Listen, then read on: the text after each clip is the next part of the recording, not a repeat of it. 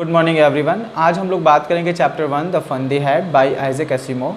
ये कहानी फ्यूचर में चल रही है। आप सोच सकते हैं कि आने वाले टाइम में फ्यूचर के स्कूल कैसे होंगे, राइट। वो उनके पास वर्चुअल क्लास होगा, कंप्यूटर स्क्रीन होगा और रोबोटिक टीचर्स होंगे।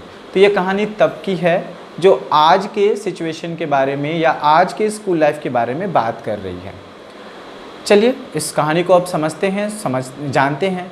कहानी की शुरुआत में होती है एक मार्जी नाम की लड़की से। मार्जी जो है, आज उसके साथ एक घटना घटी है और उस घटना को उसने डायरी में भी नोट किया है 17 मई 2157। तो लगभग ये आज से 150 साल बाद की कहानी है। व्हाटएवर। तो क्या घटना लिखा उसने, क्योंकि आज उसका एक पड़ोसी, उसका एक दोस्त है टॉमी नाम का लड़का। तो आज टॉमी को एक रियल बुक मिला था और वो टॉमी रियल बुक लेकर मार्जी के घर पे आया था और ये दोनों उस बुक के बारे में बात कर रहे थे। तो भाई टॉमी को जो रियल बुक मिला, तो मार्जी को ये याद है कि उसके ग्रैंडफादर उसको कहा करते थे कि उसके ग्रैंडफादर के ग्रेट ग्रैंडफादर जब छोटे बच्चे हुआ करते थे तो वो लोग स्कूल जाता था और उन लोग के पास एक रियल बुक जो स्टोरी बुक आता था वो एक बुक के तौर पे, इस तरह के बुक के तौर पे हुआ करता था और वो लोग उसका यूज़ करता था। तो ये मार्जी कहती है कि अच्छा ऐसी बात है, ये बुक ऐसा हुआ करता था। क्योंकि तो बोले कि कहाँ से तुमको ये, तो मार्जी पूछती है टॉमी से कि तुमको ये बुक कहाँ से मिला। टॉमी कहता है कि मुझे एटिक से मिला। एटिक घर का एक पार्ट होता है जहाँ पर स्टोर्स की बहुत सारी चीज़ें रखी जाती हैं। तो मार्जी पूछती है कि ये किस बारे में है। वो बोलता है स्कूल के बारे में है। मार्जी बोलती है ओह आई डोंट लाइक स्कूल्स, मुझे बिल्कुल पसंद नहीं है।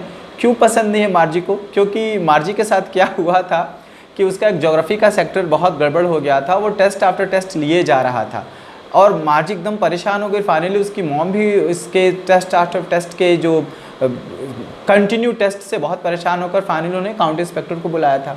अब काउंटी इंस्पेक्टर जो था वो एक छोटा सा लिटिल रेड फेस वाला आदमी था और वो आता है और उसके साथ वायर्स और क्या क्या चीज़ें होती हैं, लाइक एन इंजीनियर, राइट। तो वो आता है और वो आते ही मार्जी को एक एप्पल देता है और उसके सर को पैट करता है और वो उसके जो टीचर हैं या जो उसका ज्योग्राफी सेक्टर उसको ठीक करने बैठ जाता है। मार्जी ऐसा विश करती है कि आई विश ये जल्दी ठीक ना हो और इसमें बहुत टाइम लगे, पर ऐसा नहीं था। वो इंस्पेक्टर काफ़ी इंटेलिजेंट था और उसने झट से चीज़ों को बना दिया। फाइनली वो अपनी इसकी मॉम को, मार्जी की मॉम को आकर बोलता है कि डोंट वरी, ये जो ज्योग्राफी सेक्टर था ये गियर्ड अप हो गया था और ये चीज़ों को थोड़ा फास्ट तरीके से कर रहा था। डोंट वरी, मैंने इसको 10 ईयर ओल्ड चाइल्ड, जो 10 ईयर ओल्ड चाइल्ड होते हैं उसके हिसाब से मैंने इसको सेट कर दिया है। अब ये प्रॉब्लम क्रिएट नहीं करेगा। मार्जी यहाँ सोचती है कि आई विश, जैसे टॉमी का टीचर एक बार गड़बड़ हो गया था, यहाँ टीचर एक रोबोटिक टीचर है, तो टॉमी का जैसे टीचर गड़बड़ हो गया था और जो काउंटी इंस्पेक्टर आया था वो 1 महीना के लिए लेके चला गया था क्योंकि उसका जो हिस्ट्री का सेक्टर था टॉमी का वो पूरी तरह से ब्लैंक हो गया था।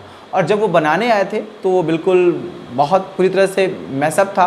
तो वो लोग तुरंत उसको लेकर चले गए और 1 महीना वहाँ बात ये मना रही थी कि वैसा ही स्थिति हो, पर ऐसा कुछ हुआ नहीं, ये तो बन जाता है। फाइनली ये सभी सोच रही है। फिर टॉमी वहाँ बैठा रहता है तो पूछती है कि अच्छा कोई स्कूल के बारे में क्यों लिखेगा, ऐसा वो टॉमी को बोलती है। टॉमी एक 13 ईयर्स का बच्चा है और मार्जी 11 ईयर्स ओल्ड चाइल्ड है।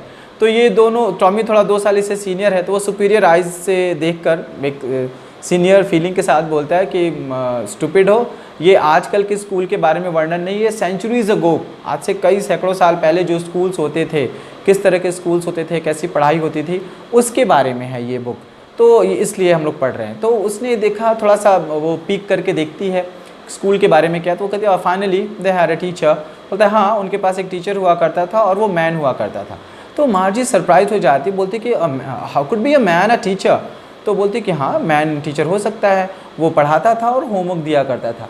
तो मार्जी बोलती है a man isn't smart enough, क्योंकि वो इतने स्मार्ट तो नहीं होते। तो टॉमी बोलता है नहीं ऐसा नहीं है, मेरे फादर भी उतने स्मार्ट और इंटेलिजेंट है जितना कि मेरा टीचर स्मार्ट और इंटेलिजेंट है।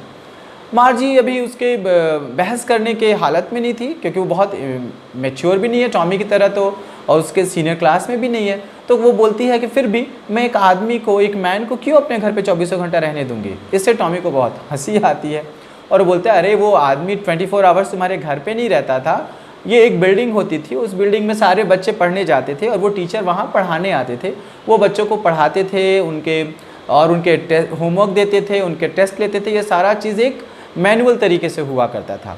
तो मार्जी बोलती है कि अच्छा ऐसी बात है, लेकिन मेरी मम्मी तो बोलती है कि जो टीचर होता है वो हर एक बच्चे के मेंटल कैपेबिलिटी के हिसाब से सेट कर दिया जाता है। इससे टॉमी काफ़ी इरिटेट हो जाता है, बोलता है कि अरे तुमको किताब पढ़ना है कि नहीं पढ़ना है। तो वो मार्जी बोलती है कि नहीं नहीं, मुझे किताब तो पढ़ना ही है, I just want to read this book. तब तक मार्जी की जो मॉम है वो उसको आवाज़ लगाती है कि मार्जी तुम्हारे स्कूल का टाइम हो गया है, तो चलो, एंड टॉमी तुम्हारे भी स्कूल का टाइम हो गया है, so you should go now. Tommy वहाँ से चला जाता है, मार्जी भी अपने स्कूल चली जाती है। अब मार्जी का स्कूल कहाँ है? मार्जी का स्कूल उसके बेडरूम के जस्ट बगल में ही है। तो मार्जी वहाँ चली जाती है और वो उसके अर्थमेटिक्स के अभी पेपर होने वाले हैं, बातचीत होने वाला है या पढ़ाई होने वाली है, वहाँ पे जाती है। अब ये बहुत इरिटेट होती है क्योंकि उसको स्कूल क्यों नहीं पसंद है, क्योंकि सैटरडे संडे को छोड़ के बाकी पाँचों दिन ये स्कूल जो टीचर है वो अपने टाइम पे एकदम ऑन हो जाता है, मार्जी का वेट करता है। और ये काफ़ी इसके लिए इरिटेटिंग है क्योंकि उसकी मॉम मानती है कि सही टाइम पे या फिक्स टाइम पे पढ़ने से बच्चों का दिमाग बहुत रोशन होता है, वो अच्छे से पढ़ाई करते हैं।